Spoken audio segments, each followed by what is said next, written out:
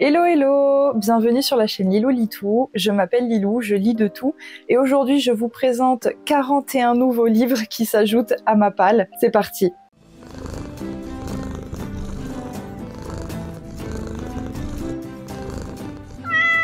Alors, techniquement, je devais vous en présenter plus, mais je suis allée chez De la Famille la semaine dernière, ils m'ont dit que je pouvais récupérer tout ce que je voulais et j'ai fait le tri pourtant, j'ai regardé chaque synopsis, etc. Je suis repartie avec 3 sacs comme celui-ci, remplis.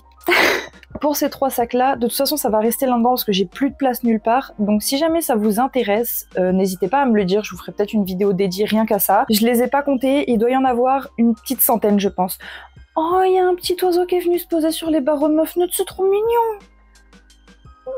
Par contre, pour vous éviter que la vidéo soit beaucoup trop longue, vu que j'ai beaucoup de livres qui s'ajoutent à ma pile à lire, je vais faire comme dans les bilans lecture précédents, je vais vous les présenter un par un, vous dire le titre, l'auteur, le résumé, etc. Sauf que plutôt que de m'éterniser à dire celui-là j'ai trop envie de le lire parce que ceci, parce que cela, etc., je vous mettrai mon envie de le lire sur une échelle de 1 à 10. De plus, je les ai triés par catégorie, je vais vous expliquer un petit peu à chaque fois le pourquoi du comment. Là c'est un peu exceptionnel comme vidéo parce que d'habitude j'ai pas autant de livres en un mois. Et puis bah les 3 gros sacs cabas de livres n'étaient pas du tout prévus dans le plan. Donc là, c'est vraiment exceptionnel. Je sais pas si je vous ferai des vidéos comme ça souvent. Bah 41 livres, c'est parti. Je vais commencer par vous présenter ceux que j'ai trouvés en boîte à livres. Et donc on commence avec L'esclave de Marie Larcher, publié aux éditions Mondadori France, si je dis pas de bêtises, dans la collection Nous deux. Pour le petit résumé de ce livre, on a Dunga, une petite soudanaise, est arrachée aux siens, enlevée par des marchands d'esclaves. 2 girafons adoucissent sa peine, d'autant qu'Hassan, leur gardien, la libère et la prend sous son aile. Commence un parcours fou déguisé en garçon jusqu'en France où le roi Charles X attend son cadeau, l'une des 2 girafes. Sur ces chemins de sable et de vent, de désespoir et d'entraide, une jeune militaire a pourtant le visage de l'amour. En plus, il est tout petit, donc ça devrait vraiment se lire super vite. Ensuite, on a Mort sur le Nil de Agatha Christie, publié aux éditions Le Livre de Poche Jeunesse. Pour le résumé, la riche et séduisante Lynette Ridgeway part en Égypte en voyage de noces avec son mari Monsieur Doyle. Rejoint par des amis et Hercule Poirot, le séjour semble s'annoncer sous les meilleurs auspices. Jusqu'au moment où Lynette est retrouvée assassinée. Les crimes mystérieux se succèdent et il faudra toute la perspicacité du célèbre détective pour confondre le coupable. Pour celui-là, j'ai déjà vu l'adaptation en film il y a quelques mois et quand je l'ai trouvé en boîte à livres, je me suis dit que ce serait l'occasion de vous faire du livre au film. Enfin, le concept du livre au film, je sais pas si vous voyez. Ensuite, on a Les Mains du Diable de Gwen Hunter, publié aux éditions Harlequin. Les mains du diable mutilent et tuent, les mains qui soignent imitent Jésus. Lorsqu'elle entend ces mots dans la bouche d'une jeune accidentée, le docteur Rhea Lynch est sur ses gardes. Qui est cette Na Shalom, je sais pas trop comment ça se prononce, qui ne s'exprime que par incantation et dont le corps porte la trace de ses vices. À quel mystérieux rituel se livre-t-elle avec cette poupée vaudou dont elle ne se sépare jamais? Mais à peine Rhea commence-t-elle à s'interroger qu'elle doit faire face à un afflux de malades aux urgences. Leur point commun, tous ont été pris de graves malaises après avoir consulté une guérisseuse connue pour accomplir des miracles. Une guérisseuse dont les pouvoirs éveillent bientôt l'intérêt de Na Shalomé. À mesure que la tension monte aux urgences, Rhea note avec inquiétude le comportement de plus en plus violent de sa jeune patiente, sans savoir que, dans l'esprit diabolique de celle-ci, une terrible vengeance est en train de se mettre en œuvre. Si vous ne le saviez pas, j'adore les livres un peu horreur, thriller, et puis de toute façon, vous le verrez parce que je crois qu'il y en a beaucoup. Ensuite, on a Histoire de filles sous le soleil, qui est un livre qui regroupe 3 romans différents de Nadia Lakhdari King, Catherine Girard-Audet et Caroline Allard, Allard je crois. Je sais pas trop comment ça se prononce, j'ai beaucoup de mal avec les noms, je pense que vous avez pu le voir. C'est un livre publié aux éditions Kens, si je le prononce bien encore une fois, de la collection du Québec. Et donc pour le premier roman, on a Donne-moi ton cœur de Nadia Lakhdari King. Eva a 30 ans, un cum plus que sérieux, un boulot un peu ennuyeux et un petit secret dans son ventre. Elle se rend dans un tout inclus en compagnie de sa famille pour le mariage de sa petite sœur. Des aventures rocambolesques rocambolesques attendent Eva et sa sœur. Pour le deuxième, Saloud de Catherine Girard-Audet, Emmanuel, Mélodie, Caroline et Charlotte étaient inséparables, mais les années et leurs différentes personnalités ont fini par les éloigner. Charlotte leur propose toutefois de mettre l'un de leurs vieux rêves à exécution, partir au Mexique toutes les quatre pendant une semaine pour profiter du soleil, de la bonne bouffe et de la tequila pour retisser leurs liens. Et le dernier, il était un petit navire de Caroline Allard. Julie mène la vie rêvée, enfin sa vie rêvée de fille un peu trop gâtée. Un bon boulot, des amis fidèles et Xavier, un amoureux plus que patient. Tout va bien jusqu'au jour où Xavier ose lui aussi avoir une exigence, il veut un enfant maintenant. Après une grosse dispute avec Xavier, elle accepte de monter à bord du Princess Fantasy avec ses deux meilleurs amis. Tout est réuni pour que la croisière s'amuse et que les certitudes de Julie prennent le large. Et étonnamment, je le trouve pas si gros pour un livre qui regroupe 3 romans différents. Alors, une pile un petit peu plus grosse, on passe au livre que mes parents m'ont filé de leur bibliothèque, ils ont fait un petit peu de tri et donc il y en a 9 en tout. Donc on a Sans laisser de traces de Joseph Finder, publié aux éditions Albin Michel. Enquêteur dans une agence de renseignement privé, Nick Heller n'a pas d'égal quand il s'agit d'exhumer les secrets les mieux cachés. Mais aujourd'hui, l'affaire est personnelle. Qui a agressé sa belle-sœur et son frère? Pourquoi ce dernier a-t-il disparu sans laisser de traces?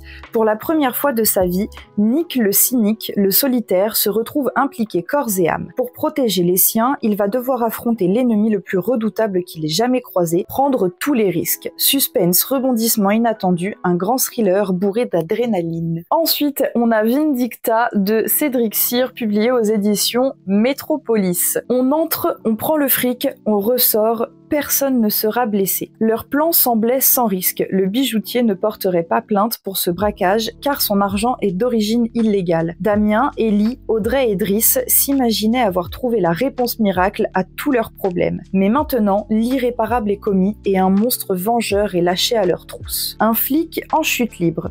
Fraîchement muté dans un groupe de surveillance, Olivier est loin d'imaginer que la planque qu'on lui a assignée fera de lui le témoin clé d'un cyclone meurtrier dans le sillage d'un tueur glacial et méthodique que rien ne semble pouvoir arrêter. Des déserts du Moyen-Orient aux villes sombres et silencieuses du territoire français, quand la Vindicte est en marche, plus rien ne peut vous sauver. Une traque allaitante secouée de fausses pistes. Pur instrument de torture et de mort, il n'a pas de nom, pas de visage, l'habitude de tuer et un cimetière de cadavres derrière lui. Mais dans cette affaire, pas de contrat. Cette fois-ci, pour lui, c'est personnel. Très très gros celui-là pour le coup. Le prochain, un Stephen King, on a La part des ténèbres, publié aux éditions Succès du livre. Et moi là, ce qui me choque, c'est de voir derrière que ce livre a été acheté à 12,81 €. Pour le résumer, riche et célèbre, Tad Beaumont est un écrivain qui pourrait se satisfaire d'avoir accompli son destin et réalisé, au-delà de ses espérances, ses rêves de jeunesse. Petit problème, ce n'est pas sous son nom, mais sous le pseudonyme de George Stark qu'il a conquis cette notoriété. Pas avec ses romans ambitieux, mais avec des thrillers d'une violence inouïe. Tad Beaumont décide donc de se débarrasser de ce trouble trop encombrant et va jusqu'à organiser devant la presse les funérailles de ce Stark de papier. Commence alors pour Beaumont un infernal cauchemar. La créature décide de se venger de son créateur. Ni vivant ni mort, Stark existe puisqu'il commet les meurtres les plus atroces qui soient, et Beaumont lui-même est en danger. S'il veut s'en sortir, il devra explorer au fond de lui-même cette insondable part des ténèbres. Ouh. Un petit peu moins glauque normalement, on a l'histoire très ordinaire de Rachel Dupri de Anne Weisgarber, publié aux éditions France Loisirs. Et pour le résumer, l'été est caniculaire et la sécheresse fait rage en cette année 1917 dans le Dakota du Sud. Voilà 14 ans que Rachel et Isaac Dupri ont quitté Chicago pour tenter leur chance sur cette terre aride et inhospitalière. Pour Isaac, ancien soldat, le défi est à sa hauteur et il est motivé par sa fierté et son ambition implacable. Il est vrai que les familles noires sont rares dans l'ouest des États-Unis et les fermiers et propriétaires de ranchs de couleur encore plus. Mais la pluie se fait attendre, le bétail est mourant et les provisions s'amenuisent. Enceinte et luttant pour nourrir sa famille, Rachel se sent seule, isolée de bien des manières. Déterminée à donner à ses enfants la vie qu'ils méritent, Rachel devra trouver en elle la force de faire ce qui est juste et ce, en dépit de son mari. Et évidemment, on revient sur du glauque avec Les Bois meurtriers de Gina Gray, publié aux éditions Harlequin. Alors, comme il y a certains mots que je suis pas sûre de pouvoir dire, je vais juste pas les dire et je vous mettrai au pire en des petits sous-titres, je sais pas, avec des astérix, j'en sais rien, on verra. Il ses proies, puis les laisse s'enfuir dans la forêt. Le tueur en série qui sévit à Mears dans le Colorado ne laisse aucune chance à ses victimes. Son but, les traquer sans pitié, puis les abattre de son fusil en véritable chasseur. Il a déjà fait 3 victimes lorsque l'inspectrice Cassie O'Toole s'empare de l'affaire. Elle a beau sembler fragile, son caractère est bien trempé et ses colères légendaires. Elle mettra fin à ses crimes ignobles. Mais les pistes sont rares et les 3 femmes abattues n'ont aucun point commun, si ce n'est d'avoir consulté le même chirurgien esthétique, le trop séduisant Mark Adams. Cassie O'Toole va devoir garder tous ses sens en alerte pour arrêter le tueur. D'autant plus qu'elle a les mêmes cheveux roux flamboyants que les victimes, et qu'elle ne semble pas laisser indifférent le mystérieux Mark Adams, son suspect numéro 1. On continue Mélodie mortelle de Dina McCall, publiée aux éditions Harlequin toujours. Le téléphone sonne, au bout du fil, personne, juste une petite mélodie et au loin le tonnerre. Lorsqu'elle apprend que 6 de ses anciennes camarades de classe viennent chacune de se donner la mort à la suite d'un mystérieux coup de fil, Virginia Shapiro est en état de choc. Stupéfaite et terrorisée d'être la seule survivante de la classe spéciale de la célèbre Académie Montgomery, Virginia, jeune journaliste talentueuse, prend sa voiture sans réfléchir. Il faut fuir, n'importe où, vite. Désemparée, elle se lance dans une folle course sans but qui la conduit au fin fond du Mississippi. C'est là, épuisée et à bout de nerfs, qu'elle découvre avec un immense soulagement que l'agent du FBI Sullivan Dean, ami de l'une des victimes, s'est lancé à sa recherche pour lui offrir sa protection. Épaulée par cet homme auprès de qui elle se sent en sécurité, Virginia va devoir explorer tous les recoins de sa mémoire pour démasquer l'ennemi qui la menace dans l'ombre. Un petit peu de tristesse, Sans un adieu de Harlan Coben, publié aux éditions Pocket. Laura et David, l'ancienne top modèle devenue femme d'affaires et la star de l'équipe de basket des Celtics, un couple béni des dieux. C'est en pleine lune de miel que la tragédie frappe. David part nager et disparaît. Sans un adieu. Laura va alors découvrir des secrets bien enfouis. Encore autre chose avec Un cheval sous la lune de Gilbert Borde, publié aux éditions Pocket. Morte-Rive, château médiéval de la Corrèze profonde dont un vieux châtelain tente de retarder la ruine, c'est en ce début des années 60 tout un ordre ancien qui s'écroule. Au pied de ce château, un jeune homme pauvre joue de l'harmonica pour la jolie héritière de ses donjons dévastés. Martin, placé chez des fermiers voisins, est timide, laid et sans grand avenir. Celui de l'or n'est guère plus brillant. Déchirée entre un père qui va mourir et un frère qui la déteste, c'est une triste pension qui l'attend. Et pourtant, une grâce mystérieuse semble émaner de ces 2 adolescents bien décidés à chasser leurs fantômes, leur peur et leur solitude. Si l'amour peut transfigurer un visage et le courage forcer la fortune, tout peut changer bientôt. Comme il leur tarde de vieillir de quelques années. Pour finir sur ces 9 livres, on a Seule Venise de Claudie Gallet, publié aux éditions J'ai lu. À 40 ans, quittée par son compagnon, l'héroïne vide son compte en banque et part pour Venise. C'est l'hiver, les touristes ont déserté la ville et seuls les locataires de la pension où elle loge la soustraient à sa solitude. Un aristocrate russe en fauteuil roulant, une jeune danseuse et son amant. Et puis il y a ce libraire raffiné, aussi amoureux des livres anciens que des mots. Dans une Venise inattendue, froide et mélancolique, les blessures peuvent-elles cicatriser pour donner au désir une chance de renaître. Sur la prochaine catégorie, on a 12 livres, mais ces 9-ci sont tous les mêmes, c'est juste des tomes différents d'une même saga, donc je vais vous présenter que le tome 1, donc ça va aller un petit peu plus vite normalement. Pour cette série de livres, ce sont les livres de mon enfance qu'on a retrouvés avec ma maman au grenier. Je les avais complètement oubliés, ces livres. Et donc pour les 9 tomes qui sont là, on a Danse de Anne-Marie Paul, publié aux éditions Pocket Junior. J'ai dû les lire vers 10-11 ans, mais il me semble que je les avais pas tous lus. Donc petit résumé du tome 1. Nina part en tournée avec l'école, Camargo et Mo fait partie de la troupe. Génial, non? Direction Ploumaël, en Bretagne. Nina attend beaucoup de ce voyage. Lui permettra-t-il de réaliser son rêve secret, danser avec son amoureux? Ce n'est pas parti pour, mais si la mer et le vent s'en mêlent, on ne sait jamais. Ça a l'air mignon tout plein. Ensuite, on a Le Horla de Guy de Maupassant, publié aux éditions Librio.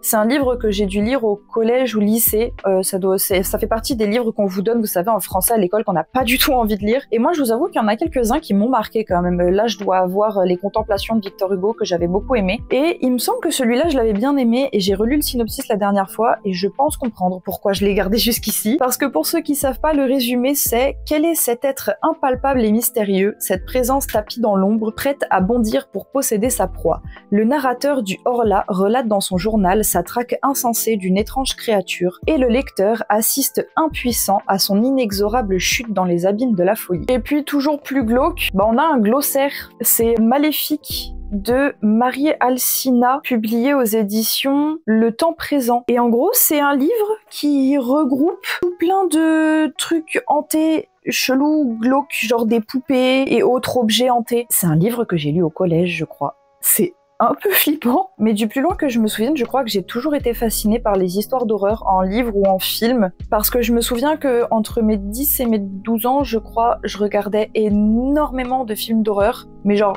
vraiment beaucoup. Je crois que j'avais fait tout le site, et aujourd'hui j'y crois pas du tout à tout ça, moi les fantômes, les trucs hantés, j'y crois pas du tout, mais ça me fascine de savoir que y a des gens qui vivent vraiment ce genre de choses. Moi j'ai toujours un truc rationnel de toute façon, il y a un truc bizarre qui se passe, je saurais trouver la raison de rationnel, je vous rassure. Hein. On termine quand même cette sélection sur quelque chose d'un petit peu plus doux, avec les plus beaux contes de Grimm, Andersen et Perrault, publiés aux éditions Chantecler. Et donc là, j'ai pas vraiment besoin de vous lire le résumé, c'est un livre du coup qui groupe tous les contes de Grimm, Andersen et Perrault. On a Blanche-Neige, Hansel et Gretel, Rose Blanche et Rose Rouge, Princesse toute fourrure, Le Petit Soldat de plomb, Les Fleurs dansantes, Les Cygnes sauvages, Le Vilain Petit Canard, La Belle au bois dormant, Le Petit Pousset, Le Petit Chaperon rouge, La Fée, Cendrillon, Le Chat botté, Le Loup et les 7 chevreaux, La Petite Sirène, Les nouveaux habits de l'Empereur, Le Roi Grenouille, Les musiciens de Brême, La Fille du Meunier, Le vaillant petit tailleur. Et donc du coup, on a quelques petites images par-ci, par-là. Il me semble que c'est un livre que mon tonton m'avait offert quand j'étais petite, que j'avais complètement oublié, qui était dans le grenier. Triste. Je pense que c'est un livre que je pourrais lire comme ça, une petite histoire tous les soirs. Je pense que je pourrais me faire ça comme quand j'étais petite. Ensuite, on a ces 7 livres-là que j'ai achetés sur Vinted. Les 4 du dessus et celui-ci sont pour des prochaines vidéos. Ces deux-là, je les ai plus achetés pour moi. Et pour rester un petit peu dans l'enfance, j'ai racheté 4 tomes des Princess Academy de Viviane French, publiés aux éditions Hachette de la collection Bibliothèque Rose. Attendez, je le disais ça quand j'étais toute petite, mais je me souviens plus exactement quel âge. J'ai de vagues souvenirs de quand je lisais ça, il y a quelques images et tout dedans. Et j'en avais plein. Et je crois que ma maman, elle les a vendus ou donnés. Et j'y ai repensé une nuit, je faisais une insomnie, j'étais en mode « Mais attends, mais c'est vrai que je lisais ces livres-là quand j'étais petite, ils sont passés où ?» Et du coup, j'ai demandé à ma maman, et vu qu'on les a plus, je les ai rachetés parce que je suis une enfant. Il me semble que c'est celui-ci, le tome 1. Après, je crois qu'on peut les lire un peu dans n'importe quel ordre, si je me souviens bien, et si je dis pas de bêtises. Mais pour le synopsis, en tout cas, bonjour, je m'appelle Charlotte et je suis une princesse. Aujourd'hui, mon rêve se réalise. J'entre à la Princess Academy. Au programme, des cours de maintien ou d'élégance, mais ce que toutes les princesses attendent avec impatience, c'est le bal de bienvenue. Et en fait, c'est chaque princesse est dans cette école, et en fait on les retrouve dans chaque tome d'autres princesses, parce qu'elles sont toujours toutes ensemble, mais chacune a son histoire. Après c'est des livres pour enfants, c'est du 6-9 ans je crois, donc ouais, je lisais ça à peu près vers cet âge là, je crois 8 ans, 7-8 ans je crois, quelque chose comme ça, et j'ai trop hâte de les relire. Pour continuer sur les livres que j'ai pris pour de prochaines vidéos, on a Geisha de Arthur Golden, publié aux éditions J.C. Lattès, et donc pour le résumer, une petite fille de 9 ans aux superbes yeux gris-bleu, tels ceux de sa mère qui se meurt, est vendue par son père, un modeste pêcheur, à une maison de geisha. Ainsi commence l'histoire de Sayuri dans le Japon des années 30.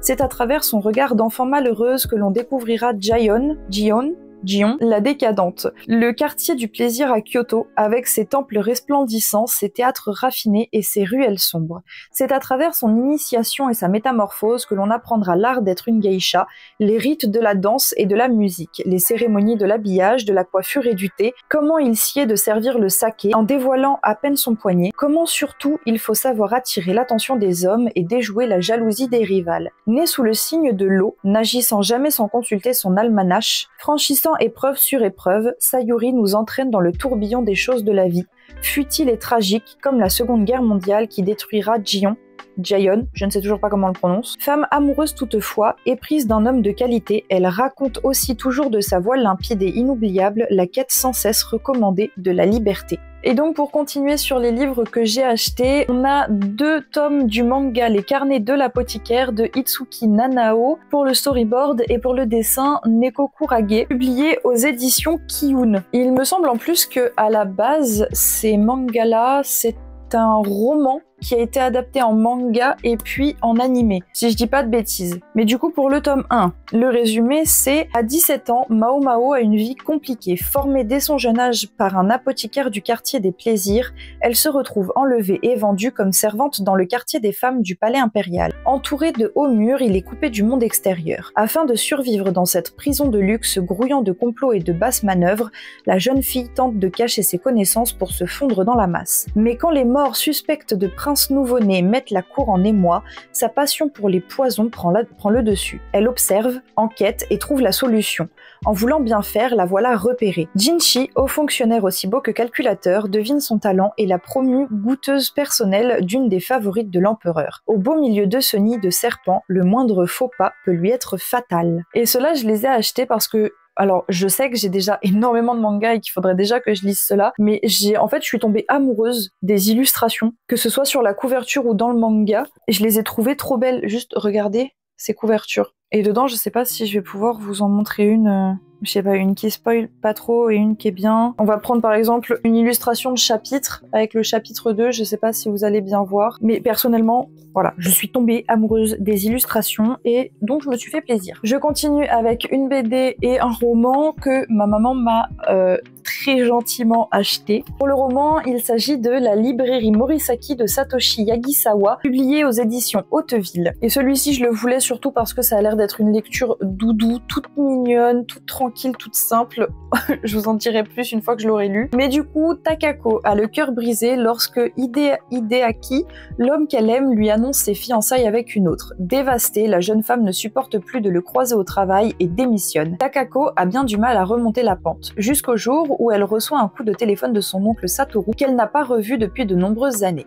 L'homme, un peu excentrique, est à la tête d'une vieille librairie d'occasion implantée à Jinbocho, le quartier des bouquinistes à Tokyo. Il lui propose de venir l'aider et même de s'installer au premier étage de la boutique. Voyant enfin l'avenir lui sourire, Takako accepte et découvre parmi tous ses livres un nouveau langage qui lui était jusque-là inconnu. Rien que la couverture déjà, c'est pastel, c'est tout doux, c'est tout mignon. Et ça change un petit peu de tous les trucs glauques que j'ai pu vous présenter jusqu'ici. Ensuite, on a le tome 1 de la BD Le Grimoire d'Elphie de Harleston, Alouette et Mini Ludwig, publié aux éditions Dracou. Avant de vous lire le résumé, je vais juste vous parler de ma petite histoire avec cette BD parce que ça fait longtemps que je le vois passer. J'avais trouvé les illustrations très jolies, mais c'est pas non plus ce qui m'avait donné envie de le lire. Non, moi ce qui m'a donné envie de le lire, c'est surtout que depuis que je suis toute petite, un de mes rêves, c'est de beaucoup voyager en van ou quoi, et j'ai toujours voulu acheter un gros bus jaune, le réaménager en librairie et faire le tour du monde avec ma librairie. Et en fait, du coup, ce qui m'a donné envie de lire ce livre, c'est qu'en lisant le résumé, je vais vous le lire, vous allez comprendre. Depuis la mort de leur mère, Elphie et Magda vivent chez une tante acariâtre. Mais un jour, leur sœur aînée revient de Londres. Elle a transformé un bus anglais en librairie ambulante pour aller de village en village. Une nouvelle vie commence. Leur première étape les amène dans une île bretonne où de vieilles rancœurs secouent la population pour un mystérieux timbre perdu. Mais surtout, Elphie découvre qu'elle a hérité des talents de sorcière de sa mère et d'un grimoire qu'elle doit nourrir de ses écrits. Et j'étais juste en mode ok, cette BD est faite pour moi. Et puis en plus, la BD est ultra colorée et moi, ça, j'adore. Je vous reprends un petit peu plus tard, je suis en train de faire le montage, on est toujours dans la même journée et comme vous pouvez voir là-bas, j'ai toujours pas rangé les livres. J'ai eu un petit peu la flemme, je vous avoue. Alors, j'ai oublié de vous dire quelque chose, c'est qu'à la base, cette vidéo, je l'ai tournée, là on est en fin du mois, parce que je me suis dit c'est cool, normalement je devrais pas avoir plus de livres, on est bon, à moins que quelqu'un se décide à me faire des cadeaux, et j'espérais pas, sauf que ma mère est passée à Toulouse aujourd'hui, et elle m'a pris le tome 2 et 3 de la saga Seasons de Morgane Moncomble. Donc on a le tome 2, Un hiver pour te résister, et le tome 3, Un printemps pour te succomber, publié aux éditions Hugo Roman. Mais bon, elle a pas appris le tome 1 parce que malheureusement, elle l'a pas trouvé là où elle était. C'est toujours cool parce qu'il me semble qu'en plus la saga Seasons, elle se lie pas spécialement à la suite. Pour le tome 2, c'est star montante du patinage artistique, Lily n'a qu'un seul objectif, remporter la médaille d'or aux mondiaux. Lorsqu'elle rencontre son nouveau partenaire, elle est aux anges. Son modèle de toujours, c'est lui, Orion Williams, l'homme qu'elle se surprend à mépriser dès leur première rencontre. Champion maudit, Orion ne rêve que d'une chose, arrêter le patinage artistique. Quand son coach lui impose une dernière partenaire, il craint qu'elle finisse comme toutes les autres, blessée ou pire. Sa plus grande fan, c'est elle, Lily Femme, ou Pam. La femme avec qui il doit cohabiter pour les 4 prochains mois. Malgré leur début houleux, c'est dans la tragédie que Lily et Orion se rapprochent en espérant remporter la première place, mais à quel prix? Et le tome 3, fleuriste fauchée, Nolia se tourne vers son ultime espoir pour s'en sortir, sa famille. Elle ne pensait cependant pas que le prix à payer pour son aide serait de se marier avec son ex. Face à l'adversité, incapable de retourner vers son passé toxique, elle décide de s'allier à un inconnu dans le plus grand mensonge de sa vie. L'heureux élu, c'est lui, Camille Levesque, fondateur d'une application d'escorting, son faux fiancé. Milliardaire à la réputation de playboy, Cam occupe régulièrement les unes de la presse à scandale, au point d'entacher la réputation de son entreprise et de risquer de tout perdre. Pour redorer son blason, s'afficher comme un homme prêt à s'engager pourrait s'avérer payant. La perle rare pour ça, c'est elle, Magnolia Kumar, mère célibataire et féministe, qui accepte de devenir sa future femme, du moins en apparence. S'ils se promettent de ne jamais tomber amoureux, le fil rouge du destin pourrait finir par les rattraper. C'est joli, cette petite histoire de fil rouge. Et du coup, j'ai trop hâte d'acheter le tome 1 quand même, parce que même s'ils se suivent pas, j'aimerais bien commencer par le tome 1. Et de pouvoir commencer cette saga, d'autant plus qu'on est bientôt à l'été, et qu'il y a le dernier tome du coup qui devrait pas tarder à sortir, je sais plus quand est-ce qu'il sort exactement. Bref, je vous laisse avec le reste de la vidéo, moi je retourne au montage. Et je finis donc cette vidéo avec 7 livres que j'ai empruntés, donc ceux-là font partie de la même saga, donc je vais vous présenter le premier qui normalement n'est plus à présenter. Donc je pense que c'est ceux que je vais lire en priorité parce qu'il va falloir que je les rende à un moment. Je vais commencer avec ces 2 BD qui sont à ma petite sœur. Et donc on commence avec Chevaux de foudre de Aurélie Wellenstein et Béatrice Pencosecchi, publié aux éditions Dracou. La révolte d'une jeune esclave et d'un cheval indomptable. Capturée à Rome, Thalie est précipitée dans le monde des courses du déluge. Des esclaves y chevauchent des fulgures, chevaux de foudre imprévisibles qui peuvent d'un éclair tuer leur cavalier. Mais Thalie établit un lien avec Ira, un étalon exceptionnel lui aussi épris de liberté, et ensemble, ils vont tenter de briser leur chaîne. Un beau et fougueux récit au cœur de la relation entre humains et animaux. Je vous avoue que de base, je suis pas comme ma sœur, je suis pas ultra fan de chevaux, mais cette histoire, elle a l'air pas trop mal. Moi, il y a une histoire de chevaux qui sont capables de tuer leur cavalier, je prends. Et pour la deuxième BD de ma sœur, il s'agit de Déranger de Manon et Greg Blondin, publié aux éditions Bambou. Cette BD, j'en ai beaucoup entendu parler et je voulais me l'acheter, mais là je pense que j'ai déjà pas mal de livres. Et donc du coup j'avais fait l'impasse, mais comme ma sœur se l'est prise, et en plus elle est venue me voir en me disant « Oh là là, il faut trop que tu lises cette BD, c'est trop toi ». Je suis en mode « D'accord ». C'est pas qu'il y a marqué « Déranger » en haut, mais un peu quand même. Du coup, je me suis dit que c'était l'occasion. Et donc pour le résumer, et si la petite voix que vous avez dans la tête apparaissait devant vous? Fleur est dans une mauvaise passe. Sa petite voix lui dit bien qu'il faut qu'elle se ressaisisse et qu'elle remette en question certains aspects de sa vie, qu'elle doit manger plus sainement, qu'elle doit faire de l'exercice. Bref, qu'elle prenne soin de son corps et de sa tête. Mais Fleur n'écoute pas. Alors Lynn, sa petite voix, apparaît subitement, dans sa cuisine, et avec une seule mission, que Fleur prenne sa vie en main pour devenir celle qu'elle a toujours voulu être. Merci Louane. Ensuite, une intégrale en manga que j'ai empruntée à mon meilleur ami Adrien, et donc c'est Le secret de Yoshiki Tonogai, publié aux éditions Kiyun. J'ai la preuve que 3 meurtriers se cachent parmi vous. Ces paroles accusatrices lancées par un psychologue à 6 des élèves rescapés d'un tragique accident de bus sont immédiatement suivies d'un ultimatum implacable. Les 3 coupables ont une semaine pour avouer leurs crimes et se repentir, sans quoi ils seront dénoncés aux autorités. Encore sous le choc de la catastrophe qui a décimé la majorité de leur classe, les 6 lycéens se lancent dans une course contre la montre infernale pour prouver leur innocence. Mais à qui faire confiance quand tout le monde cache un secret? Il est vachement gros, il fait un peu peur, mais comme c'est un manga, ça devrait aller. Pour finir, on a le tome 1, 2 et 3 et le bestiaire de L'apprenti épouvanteur de Joseph Delaney, publié aux éditions Bayard. Pour cette saga-là, il me semble que la première personne à me l'avoir conseillé, c'est la maman de mon meilleur ami, mais j'étais pas trop chaud. Et puis finalement, il y a genre quelques semaines, je crois, une personne était en train de terminer cette saga et m'a dit « il faut que tu la lises ». Sauf que j'avais pas les moyens, etc. Et comme on devait se voir, il m'a dit « écoute, bouge pas, je te les ramène, je te ramène genre les 3 premiers tomes parce que je sais pas combien il y en a, mais il me semble qu'il y en a beaucoup ». Dans cette saga, il me semble qu'elle est très longue en tout cas. Et du coup, il m'a ramené les 3 premiers tomes et il m'a dit « écoute, lis-les et tu vois si ça te plaît ou pas. Et puis si ça te plaît, je te ramènerai les autres. » J'étais en mode « ok, let's go ». Et donc du coup, il s'agit de Tom Howard, le 7e fils d'un 7e fils. Le 7e fils d'un 7e fils, ouais j'ai bien lu,